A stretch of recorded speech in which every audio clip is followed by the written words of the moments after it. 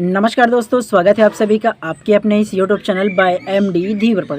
दोस्तों, जितने भी लोगों ने ना पंडित सुंदरलाल शर्मा ओपन यूनिवर्सिटी से ना प्री बीएड एंट्रेंस एग्जाम और प्री डीएलएड एंट्रेंस एग्जाम का ना फॉर्म फिल किया था, उन सभी लोगों का 20 जुलाई को उनका एग्ज़ाम है।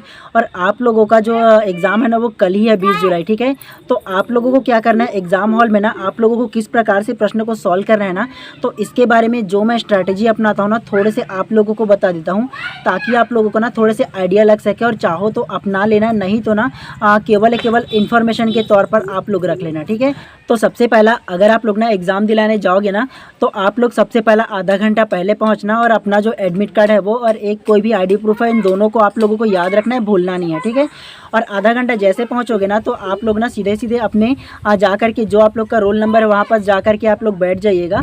और बैठने के बाद आप लोगों को क्या करना है, सबसे पहला आप लोग को क्वेश्चन पेपर जब मिलेगा ना, तो आप लोग को क्वेश्चन पेपर में दिए हुए फ्रंट में जो निर्देश है ना, सबसे पहला आप लोगों को उसको पढ़ना है। पढ़ने के बाद कम से कम आप लोग 2 से 3 बार उसको पढ़ लीजिए अच्छी प्रकार से। ठीक है, तब आप लोगों को जो अच्छे से समझ में आ जाएगा। ठीक है, उसके बाद शुरुआती में आप लोग को जब ओएमआर शीट मिलेगा ना, तो सबसे पहला अपना रोल नंबर को अच्छे से फिल करना है, गलत नहीं होना चाहिए। दोबारा आप लोगों को रोल नंबर मतलब जो ओएमआर शीट है ना दोबारा नहीं मिलेगा, तो ये बात आप लोगों को याद रखना है। ठीक है, अच्छे से ओएमआर शीट को भर लेने के बाद ना जब क्वेश्चन पेपर मिलेगा ना, तो आप लोगों को केवल 3 स्टेप अपनाना है। 3 स्टेप कैसे अपनाना है आप लोगों को बता देता हूँ, अच्छा लगे तो ही अपनाइएगा, अदरवाइज केवल आप लोगों की इन्फॉर्मेशन के लिए है। ठीक है, तो सबसे पहला जो स्टेप है, आप लोग को ना सबसे पहला उस सेंशन को, मतलब उस सब्जेक्ट को सबसे पहला सॉल्व करना है जो आप लोगों को लगता है कि सबसे सरल है। आप लोगों का सरल कहने का मतलब है, चाहे आप लोग का वो हिंदी हो सकता है, इंग्लिश हो सकता है, सीडीपी शिक्षण अभिरुचि हो सकता है, चाहे वो अन्य सब्जेक्ट जीके जीएस वाला जो पार्ट है वो हो सकता है। ठीक है, तो सबसे पहले आप लोगों को क्या करना है, उस सब्जेक्ट को देखना जो आप लोग का सबसे सरल होगा। ठीक है, डायरेक्टली आप लोग पहला से लेकर के 30 तक की या 30 से लेकर के 50 तक की कोई भी आप लोग क्वेश्चन को अटेम्प्ट कर सकते हो।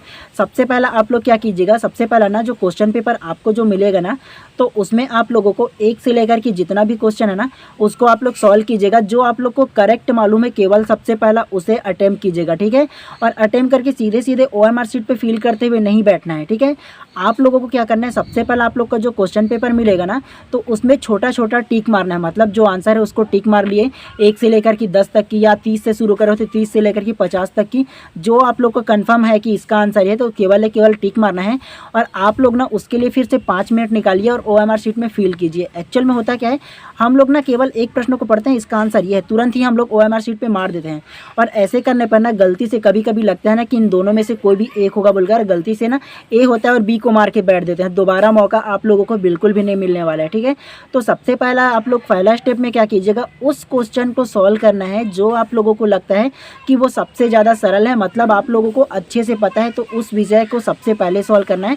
और जिसको आप लोग को लगता है कि मेरे को नहीं पता ना, तुक्का मारने वाली बात है, उसको 3rd स्टेप के लिए छोड़ देना है। दूसरा स्टेप में आप लोगों को क्या करना है, उस सब्जेक्ट को देखना है जिसमें आप लोगों को ना थोड़े थोड़े पता है, मतलब 2 ऑप्शन आप लोग का एलिमिनेट हो जाएगा और 2 ऑप्शन ऐसे रहेगा जिसमें आप लोग का डाउट रहेगा कि सर ए भी हो सकता है, बी भी हो सकता है। तो ऐसे क्वेश्चन को आप लोगों को अटेम्प्ट करना है। ठीक है, 2nd स्टेप में आप लोग का।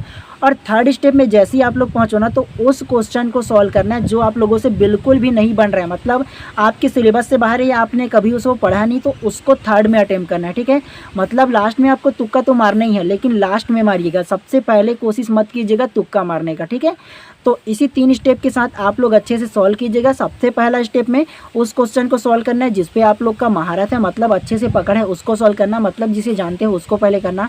दूसरा में उसको सॉल्व करना जो आप लोगों को लगता है कि 2 ऑप्शन, हाँ ये करेक्ट हो सकता है, ये 2 ऑप्शन गलत है, तो उसको आप लोग करेक्ट मारना। तीसरा स्टेप में उसको मारना जो आपको लगता है कि बिल्कुल भी नहीं पता, तो तुक्का तो आप लोग को मारना है, क्योंकि किसी भी प्रकार से इसमें नेगेटिव मार्किंग तो बिल्कुल भी नहीं है, तो तुक्का आप लोग लास्ट में मारिएगा आप लोग। ठीक है, तो आप लोग इसी प्रकार से जो एग्ज़ाम है ना उसको सॉल्व कीजिएगा। ठीक है, आप सभी लोगों को ना बहुत बहुत शुभकामनाएं, अच्छे से आप लोग एग्ज़ाम दिलाइएगा। ठीक है, और एक बात आप लोगों को बता दूँ, आप लोग अगर कि 12th में ना आर्ट्स से होंगे, साइंस से होंगे, या कॉमर्स से होंगे, या मैथ्स से होंगे ना, तो जिस स्ट्रीम का होंगे ना तो केवल केवल उसी स्ट्रीम का जो एक ऑप्शनल जो सब्जेक्ट आप लोग का मिला है ना तो उसको कीजिएगा, ठीक है। अगर आपको लगता है कि हाँ मैं 12th में आर्ट्स लिया हूँ तो आप लोग जीके जीएस को सॉल्व कीजिएगा। अगर आपको लगता है कि साइंस और मैथ्स से मैं हूँ तो आप लोग फिर मैथ्स और साइंस वाला सेक्शन को सॉल्व कीजिएगा, ठीक है। केवल केवल उसी करना है, ऐसा नहीं करना है कि कुछ पार्ट में जीके का कर लेता हूँ, कुछ पार्ट में मैथ्स साइंस का कर लेता हूँ। ऐसा करोगे तो रिजेक्ट हो जाएगा आप लोगों को, ठीक है। ये बात आप लोगों को याद रखना है। और आप सभी लोगों को बहुत बहुत शुभकामनाएं मेरी तरफ से। अच्छे से आप लोग एग्ज़ाम दिलाइएगा, ठीक है।